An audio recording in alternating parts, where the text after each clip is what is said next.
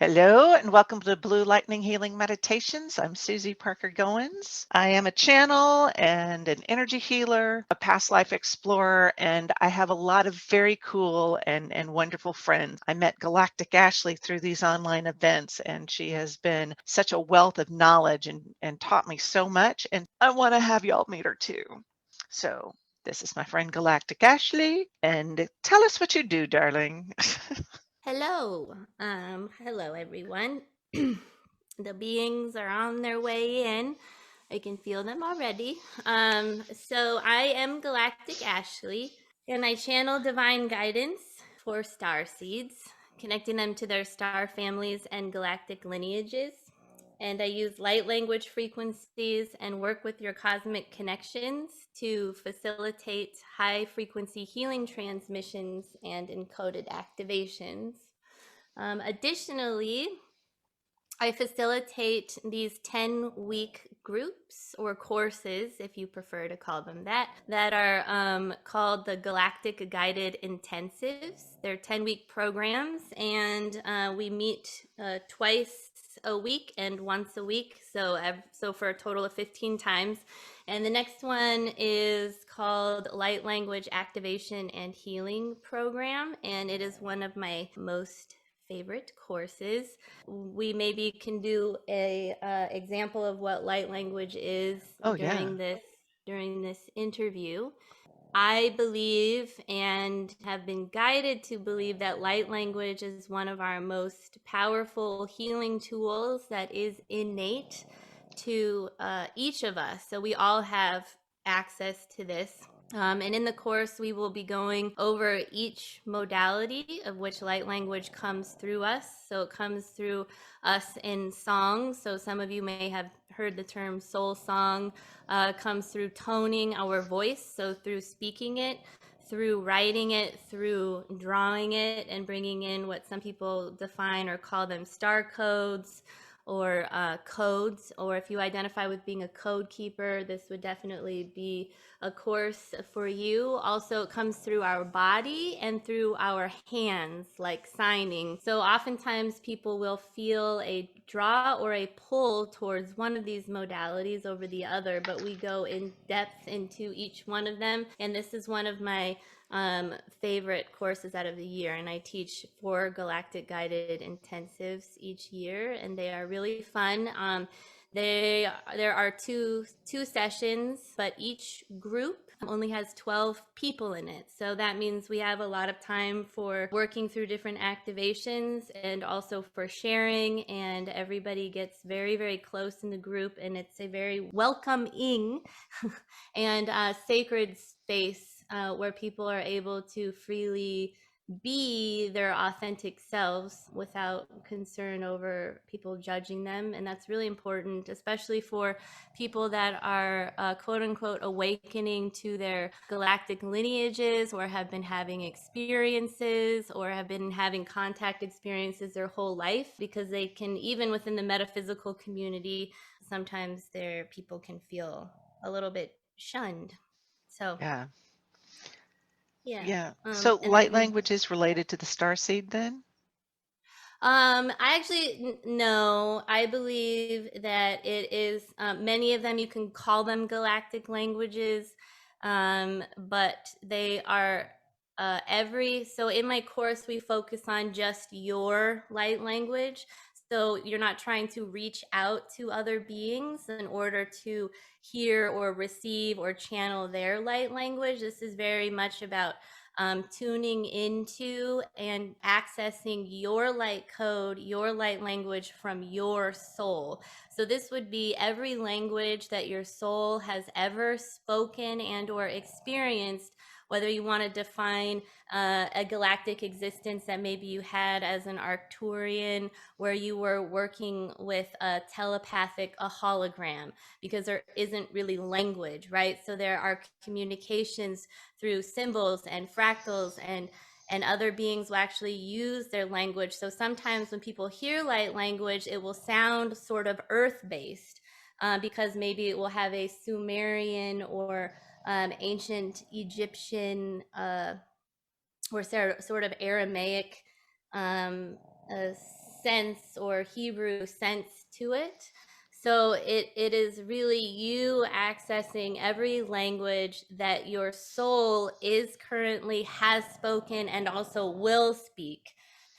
So you're tuning into like the infinite now of your soul. We will introduce Mahana here in a minute because she is demonstrating her light language for you. Mahana is my channeling. We will just segue into that because Let's just she's go to making. Mahana because she's, yeah. Uh, we are segueing into Mahana. She is my channeling partner. We have had multiple lifetimes together. I actually I got her name was given to me when I was 16, but I did not get her until I was in grad school. So somewhere between being a sophomore in high school until after I graduated grad school did I actually apply that name. So we have had many lifetimes together. She is very connected to the dragons, and, and there was a And her yes. timing is Yeah, impeccable. right, because she really is present with all the experiences. She also helps me to bring people back from their experiences if they go really deep and are still sort of out. She can go and bring them back more gently as to not really disrupt somebody's energy field when they go out really far. She's also very connected to the Syrian star system, the really big lion beings.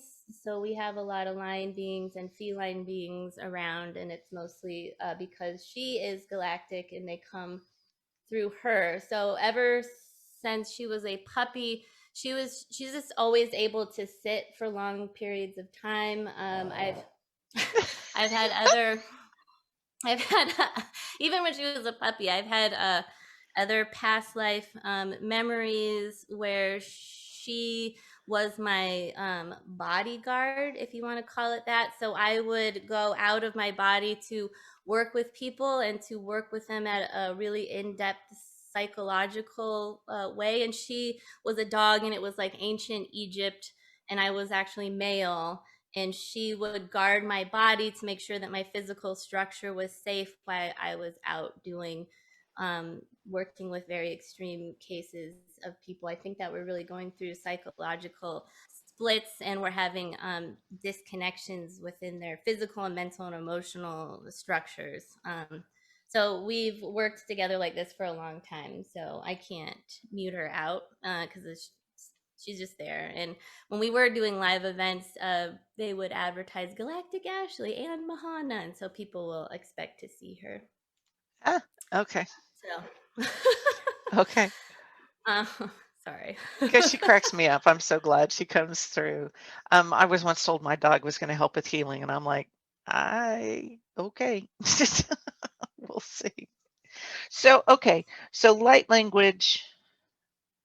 I totally forgot about that when I was Oh, coming up with my questions because I mean, so I want to continue along that line just for a bit because I've heard people do different kinds of light languages. So you were talking about how it's based on all the languages the soul has and will experience. Because what I've heard is you get melodic and then you get into a vocal thing, and other people have just stayed melodic, and another person got kind of choppy.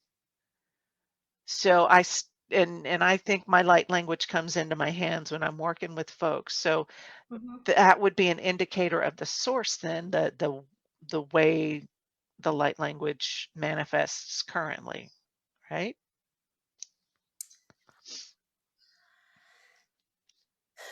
um, hold on. There's like four things in there.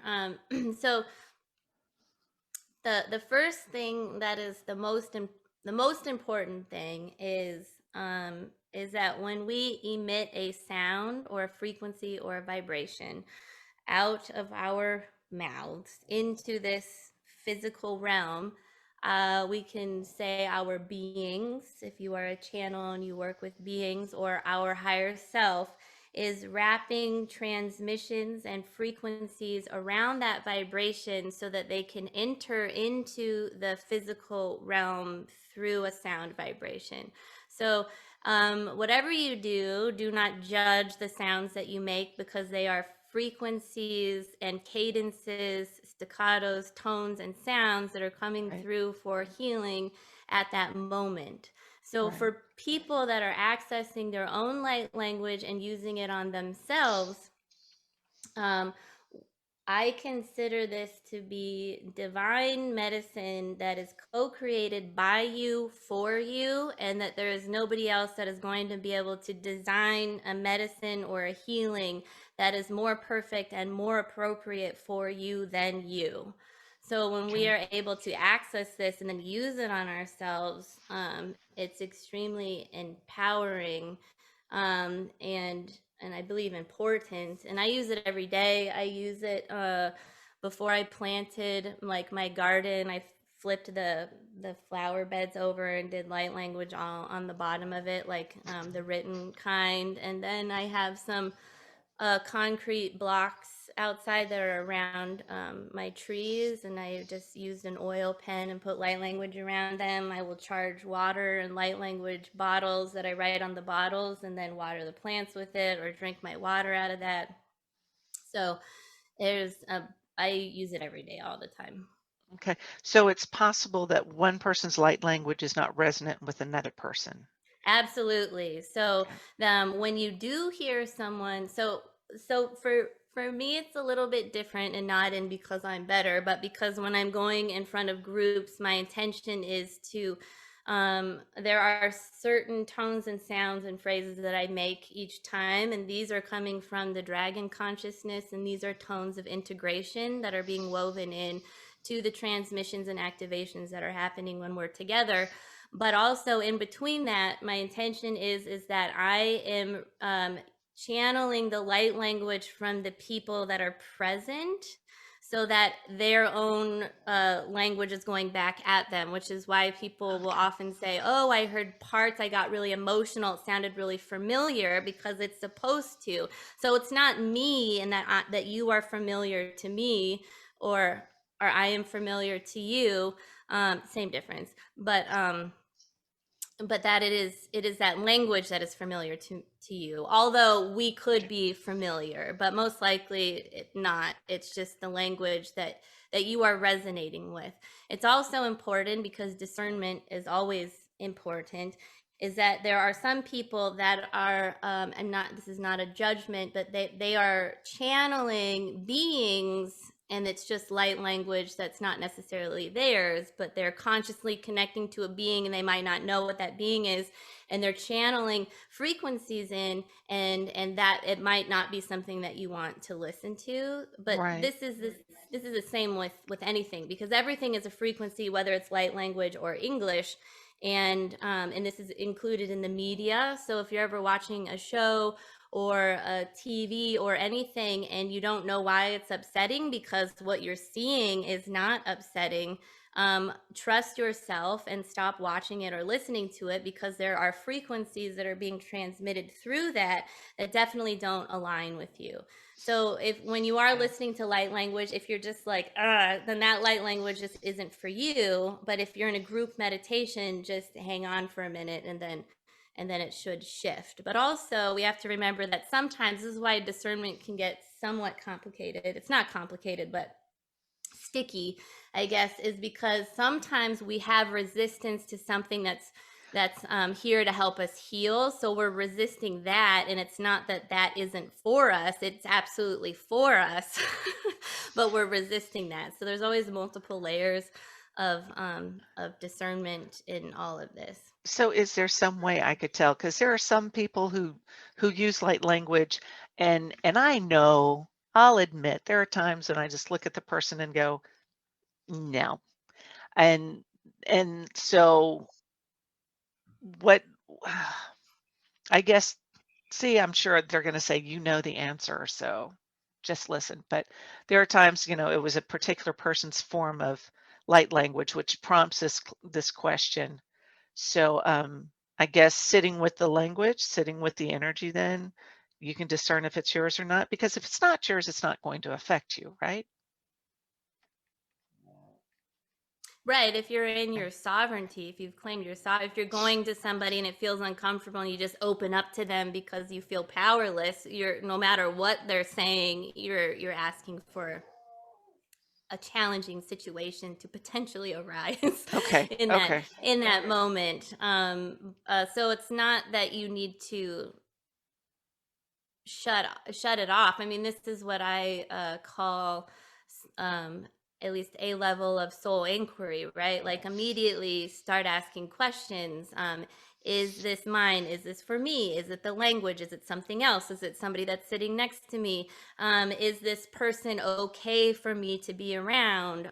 Or is it just this moment? If the person's not okay for you to be around because they're bringing in a non-coherent um, or a dissonance that doesn't align with you, you would probably know that before you even sat down. Or if you thought about your day, maybe you showed up late. Like there's all these things that happen, and then somehow, Yeah. and then we're just so focused on the doing of the arriving that then we get there, and then it just doesn't feel good. Then give yourself permission to leave. But it's also good Okay. to ask: is this for me? Am I resisting? Okay. I like that question. Am I resisting? Okay. Cool. Okay. So, light language that can come from star seed, right? That can come from star beings. Then is that a Oh way yeah, they yeah. see? I'm Sorry, trying to yeah. segue back over to the star seed. Light language, you said, is now I got to remember where I was. Light language can come from star seeds. And so I know it's kind of a new concept to me. I've heard it within the last couple of years. But what is a star seed? Is it the same as a galactic being? If you could detail that for me, please. Sure.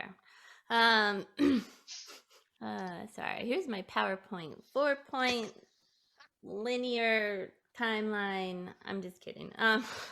But Okay, linear so we'll. timeline, yeah. I don't know.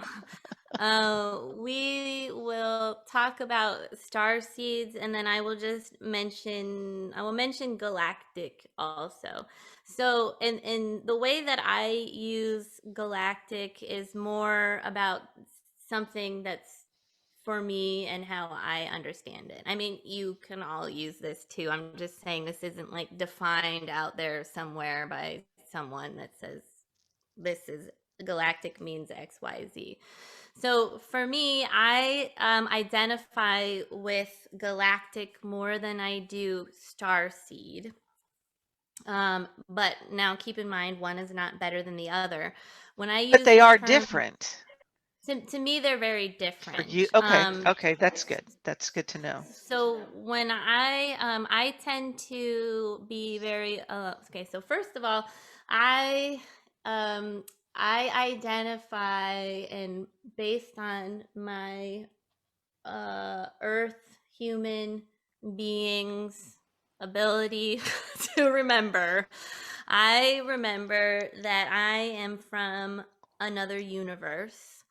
So I am wired in such a way, for whatever reasons, it is easiest for me to connect and to discern really easily between a variety of different light beings and very high vibrational energies. And I'm not saying this to be a snot. Um, and also collective energies. So I tend to work with a lot of collective energies that you could say are quantum fields of energies or energy fields that shift in form, like the dragon consciousness. And so they show me who they are, and they may have a whole other history um, that they have experienced collectively, where they used to have some kind of more physical structure that was maybe more dense, where they could touch things. Remembering that densities are based very much on the what is density dimension, like the dimension that you're in. If you vibrate with a dimension, and if it's like a sixth dimensional existence and you are vibrating at that level, you could still pick up or touch something. But if you are a human and you are trying to vibrate at that level and are in that space, it would be very etheric to you. So our perception of dimensions is a little bit strange, and density as well. And we tend to be in a different sort of density or dimension here anyways. Okay. So my point is that galactic to me feels more of light beings, meaning Okay. when I say galactic, my galactic family and none of the beings that none of the beings that I work with can ever take a physical form on this planet. They're not going to board a ship and come here. Okay. So, um, so the term starseed can also be galactic too, but starseed oftentimes is connected to the idea of ETs or even higher dimensional beings that can sort of shift into form, can maybe interact with Earth. But a lot of starseeds will really feel very connected to ships and have had a lot of contact experiences where they're remembering ships and such. So you could even define the difference between a starseed as a galactic and then there's other galactics that are ultra galactic, right?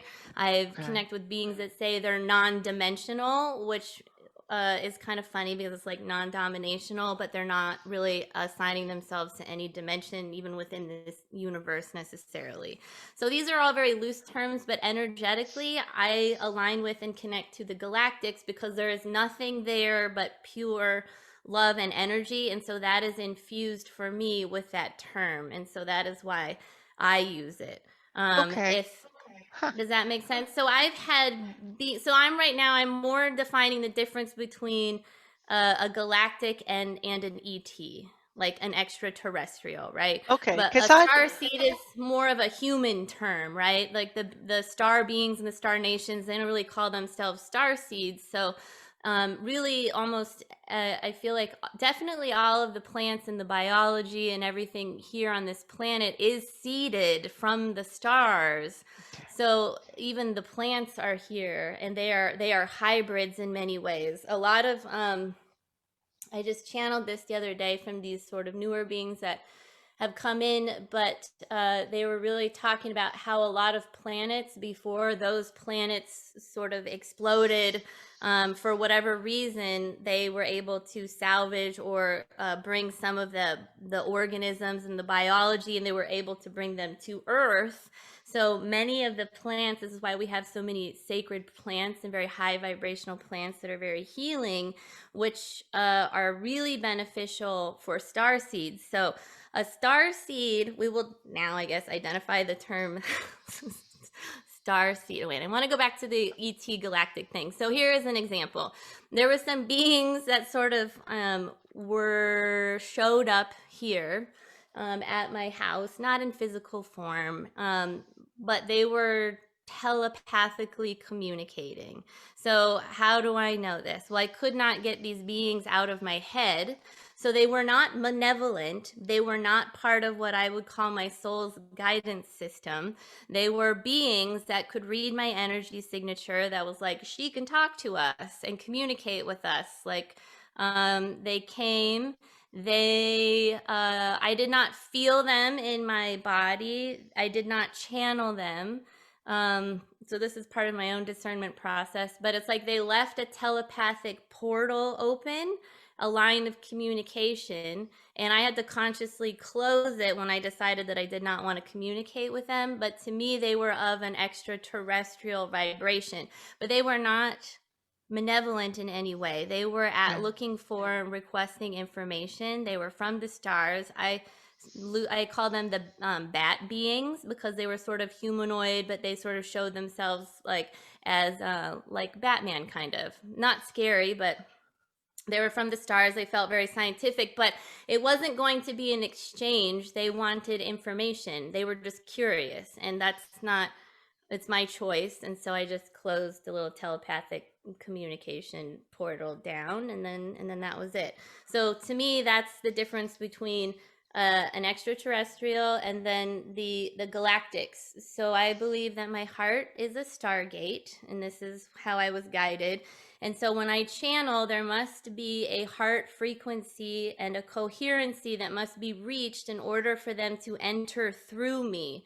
So the beings that I channel do not come to me like these ETs did. They are galactics, and they are able to come through me because we have a coherent vibration that functions in this way, and it's not doesn't disrupt either one of us. So that's how I discern between those two. So now when we're here on this planet and people identify with the term starseed, so the big thing for me and part of my purpose is that so stereotypically, many people who identify with the term starseed, they have an innate longing for the stars.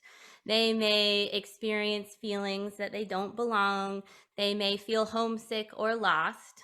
Some have strong memories of other lifetimes on other planets and in higher vibrational existences.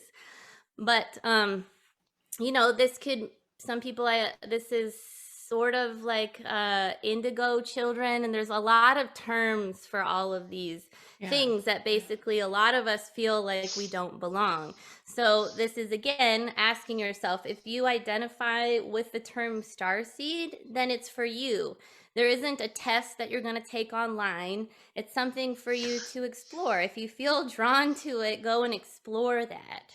But what I do want to say is that at its core, though, these are feelings of strong separation from source, which can cause struggles and suffering in density. So I believe that the purpose of connecting with our galactic lineages offers a lot of opportunities for us to heal and to integrate with our multidimensional aspects and to hold divine presence in the present, rather than being focused on down here and not being as good as out there, because that is something that I definitely see in a lot of people. And it's that this is dense, but let me remind you that there are way more dense places than planet Earth. Planet Earth is very beloved, and she is a star nation. So we can't forget that either. The star nations consider her one of them. So it's really important that we remember that we're here for a purpose, and that down here is important and out there is also important. But a lot of times people can get stuck in a way to identify. But an identifier can be a placeholder so that you can acclimate to new information and new energy. And then when it's time to expand beyond that, then you can expand beyond that. But the purpose of connecting with and uniting with your star family is to remember that you are never separate from home, and you are not a cosmic orphan, and that you chose to come to this planet with a mission. And that's really the most important part, because there tends to be a big theme of abandonment in a lot of star seeds, and it's not so much that that signature can be repeated in your human linear experience with your own family, but it's really much deeper than that, because while we might remember all these other places, we feel like our galactic parentage sort of like kicked us out of the ship or pushed us out of the house, and they abandoned us and left us on Earth. Like, it's not an accident, and also nobody's gonna come here and rescue you either, and that's like part of the deal, because we're sovereign beings and we're here to really get into alignment with our starseed aspect or our galactic self and activate it through the heart, so that we can begin the process of integration and ultimately unification. And when we are able to live as our galactic self, what happens is that we then restore the divine human DNA, which is what allows us to transform consciousness through the body and to co-create a galactic legacy here on this planet, because the DNA is divine. It's just that it was programmed to not claim its sovereignty and to be in more of a enslavement mindset. So this is why it's so important to claim our sovereignty. And when we're able to bring these multidimensional aspects and to hold all of these memories, and to bring in these different unconditional love codes and vibrations through us, we start to activate our light DNA so we can go through the process of crystallizing our DNA and essentially prepare the human to become the new human, so that we're in alignment on the ascension process of Earth as she shifts into new Earth frequencies. And so by being embodied and living in the human body through the ascension process is really, I believe, and the messages that I've been receiving about us in ascension in general. Like the body, we're not going to just leave the body and then ascend and then that's it. It is it's going to be an interesting ride. So I have channeled what I considered multidimensional beings, that they weren't in this universe, but they were riding along. It's like a parallel when I have a couple of clients who seem to specialize in those sort of multidimensionals. But according to, if I try to fit it into this paradigm that you're setting up, they feel more like the galactics. Okay, when people talk about Pleiadians, and you've mentioned Arcturians, I've heard about Orions and the Lyrians and others like that. How did they fall in with this? I'm being really linear and really human about this and trying to say, where do they fall in the spectrum of energy? But like the Pleiadians, there was such a big deal about those, I guess, in the 80s with the book. The book. Well, the Pleiadians. So I should maybe ask a little bit better. They're not really into saying all, but the majority of human beings contain an element of Pleiadian DNA within them. So if we want to go back to earlier histories, you can say that the Anunnaki I was going to mixed. ask about them. Okay, cool. Yeah, that the Anunnaki basically sort of created the human being, but it was more for slave labor. So this is when our DNA was programmed not to be empowered, but to always accept having power, that others will have power over us. So this is like a program that is within our DNA. So what's important about that is that every day when you wake up and you say, I am divine, I am self-mastered, I am sovereign, I am free from the influence of others, and you take responsibility over your life, you leave the victimization roles that you may consciously or unconsciously be playing. This reprograms your DNA. It goes back through history, it goes through your own lineages, and it heals DNA. So you can go back to that. But in order for, like, they mix their own DNA with it, there's been millions, not the right term, multiple, we'll just say multiple, and a lot, many, more than three, but not millions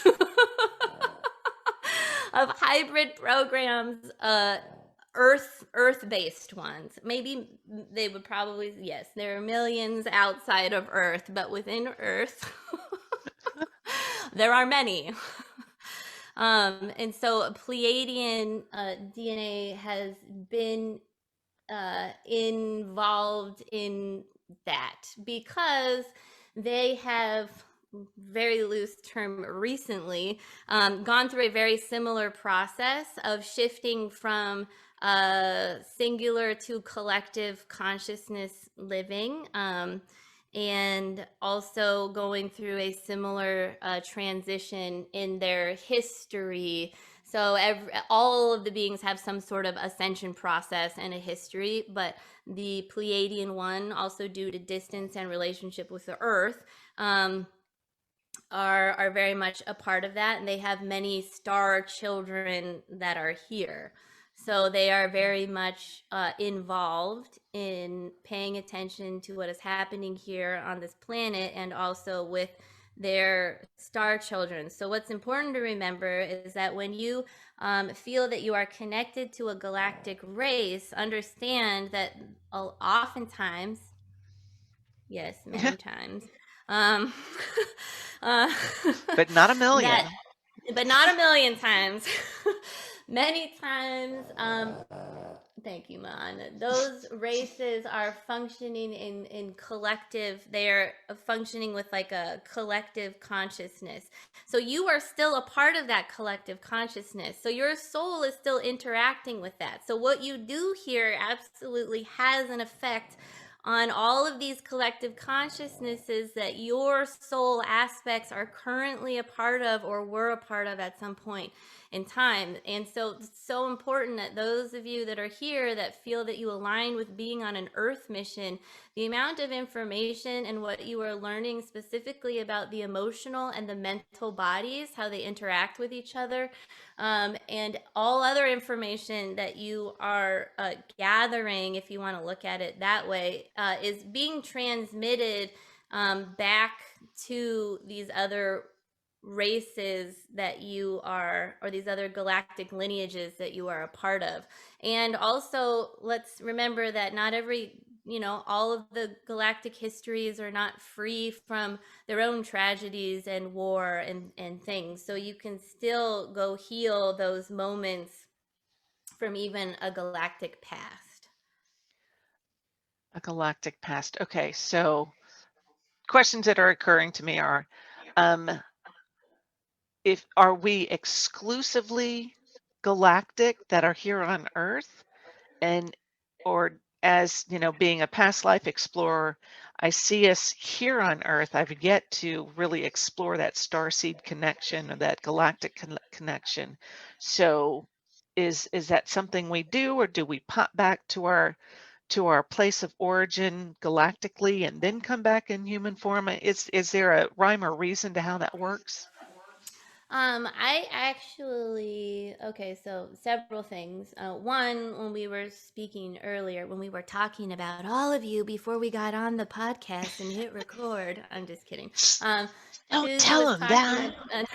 Susie was talking about doing a meditation with you all, and this actually feels in total alignment with you, Susie. I think it would be great for you to do a meditation where you actually lead people on a past life where they can consciously or unconsciously, I guess, connect with a galactic past lifetime. Oh, I think that that would be really cool, and you can just set the precedence where you might just be going to one that is healed, right? Or you know what I mean. You okay, can figure that out. Um, cool, and then thanks. those and then when people are ready to do soul retrievals or something on some galactic past lifetime, then you can go that route. But my point is that it's the reason why more people end up working with uh, past lives that are earthbound or soul retrievals that are earthbound is because if you were to make a priority, maybe if you were to prioritize the healing list, it might be those denser experiences that need to be lifted and enlightened, healed, and forgiven first, right? Because they will make things less dense rather than, and if an Arcturian was mean to his mother or something, do you know what I mean? Like,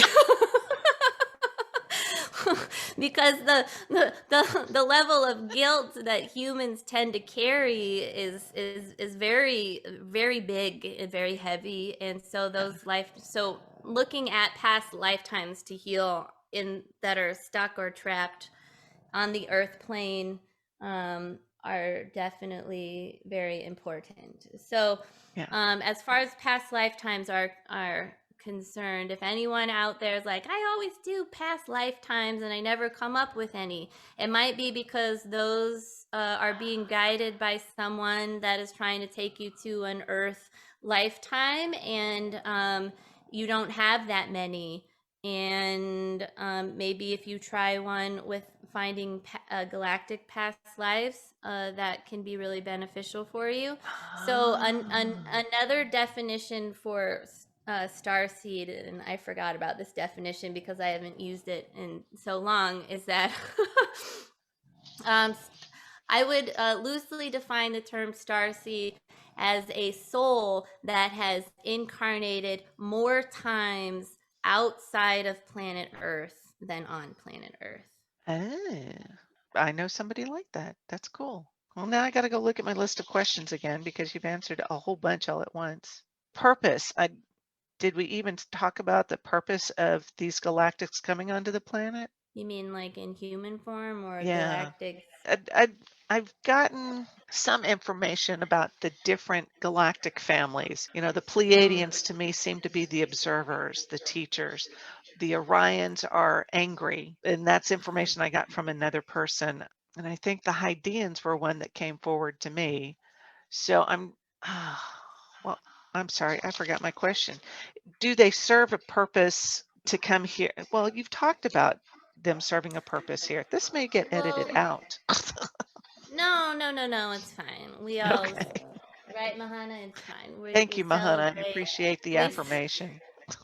we celebrate imperfection, and I think that what you're trying to ask is why are we even communicating with them? What is their interest with Earth?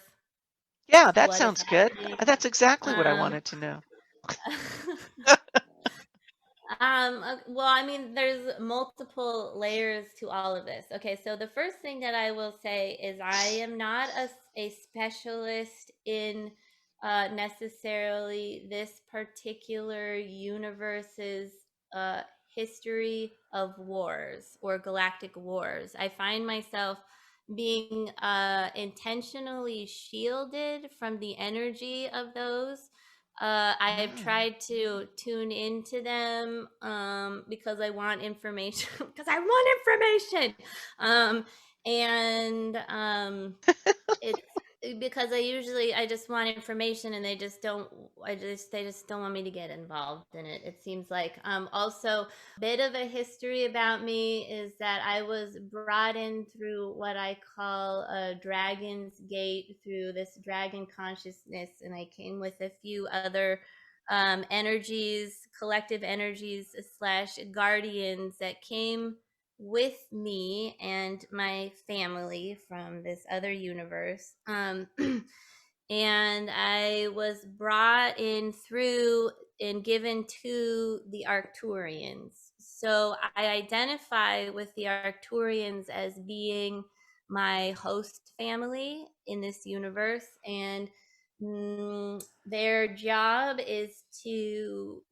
keep my soul sort of all in one piece. So I've had interesting transition experiences when I do look at other Earth lifetimes that I have lived. I my death experiences are interesting in where I die and I go back to, I'm going to call it a light ship or a ship, but it's not like it's a they're these this race of, or this part of the Arcturians is like not really even operating necessarily a physical form, but I work with light codes, and so it's almost like that is my that is where I go back to, because when my mission is done here in this universe, then I will go back to my universe and then have some kind of proper death. Who knows? I don't know about over there, because that also is sort of loosely shielded from me as well, because I'm supposed to be focusing on this universe right now. So all of this is to say, there was a point of that. Oh, that I tend to be, I guess, shielded from the war, these like long histories of galactic wars. So that is to say that I do know that there is an Orion War. I do know that there's lots of galactic wars going on. There's all kinds of yuck going on out, like a lot of it, right? But you don't necessarily, you can be aware of it and know that it's there, but you don't necessarily have to align with it, because when you start putting attention towards an energy, you start co-creating timelines. So it's not to be Ah, afraid yeah. of it, but like, is it, if your soul is not here to be on a mission to be a part of uncovering the deep state or being a heavy hitter in disclosure or the disclosure movement, then you can be aware of it and you can support or work as a healer for people that are involved in the disclosure movement because they definitely need it. But the more that you become obsessed about those things, the more you are shifting your vibration towards that and you begin to align with it. But it's still important to know kind of what's going on. I do have to, I feel like the Orion Council of Light is here and they are saying we are not all, I don't know what term you called them earlier. But Angry.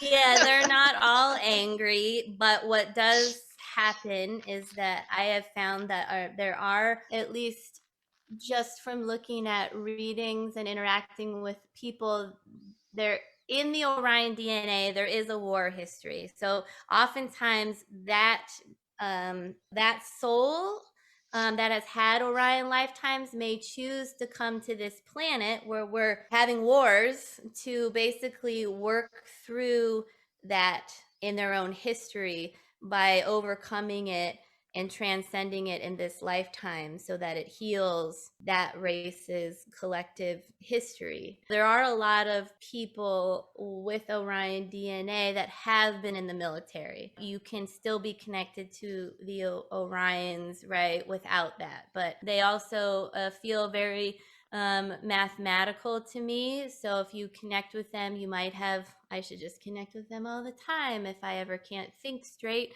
because they have very like clear-headed, very precise in their healing. And so they are really amazing. But just a reminder, every race has a history, right? So when you're connecting with a race, you can always connect with the highest vibration of that race or be Yeah. specific about your intentions. So humans can incarnate here with an intention of healing their star families? So every aspect of you is always connected to your soul, right? Mm-hmm. And just when you do a soul retrieval, like I always state whenever I'm doing a soul retrieval, when I'm in a session with somebody, I will ask for any lifetimes that are stuck. I know stuck is like a term that we don't need to go down that path, but we'll just say this is just a human word, that are stuck on this planetary plane or any planetary plane through all space and time. And I'm just asking for the one that needs the most healing. And sometimes it's on this planet and sometimes it's not on this planet. My point is that while you might be here to be healing some other karmic experience that you have with Earth that also had to do with wars, it's highly likely that there is a signature in your system that extends beyond just Earth and is also connected to other races and star nations. So there's another person that had like a Viking experience, but also was part of other galactic wars. So again, there are always going to be connections and themes. It doesn't matter what planet you're on, there's always an opportunity to heal. And anytime you heal or you retrieve a fragment or a part of yourself, it's going back into your soul. And then once it's healed and it integrates back into your soul, then all of that like shoots out back to all of the aspects that are currently existing in this infinite now moment. Thank you so much for coming here. And there's so much information I got tonight that I couldn't get at an online fair. Tell me again about this galactic, what do you call them? Galactic intensives? Galactic guided intensives. Yes. How do we do So, that? the next galactic guided intensive is the Light Language Activation and Healing Program. It's 10 weeks long. And just so that you all know, at least half of the people that join are practitioners. And then the other half tend to be people that already know that they're star seeds or are just very, very interested in sound healing, or they're artists, or they have had experiences where they were speaking other languages and didn't know what it was and they shut it down. So sometimes people that grew up in the churches that did the speaking of the tongues have shut down a lot of their gifts because they were around that environment. So the point is that if you feel a vibrational resonance with this course, it is for you. And then more than just learning about all the modalities of light language, we also connect with star seeds, heal past lifetimes, and then connect with our 0 point energy heart field, the infinite alpha and omega, and work a lot in almost always with the new earth frequencies and our home frequency, and just coming into alignment during these transitional times. And so this the reason I've always been called intense, like, you're kind of intense, Ashley. So what I love about this is I have the freedom to have something called the Galactic Guided Intensive, which is what it is, and that's exactly what it is. And so it's a wonderful opportunity for people to be willing to experience their true self in front of other loving people who will witness this and then reaffirm and celebrate in the not the challenges, but of overcoming challenges, and just opening to who you are. And the group is just, it's 12 people in each group. And last year I've had some people that have done every Galactic Guided Intensive. We've been working together for over a year now, and it's been really, really fascinating to watch the shifts that happen with people, and the amount of healing that people can do with themselves, because I'm empowering you to do you.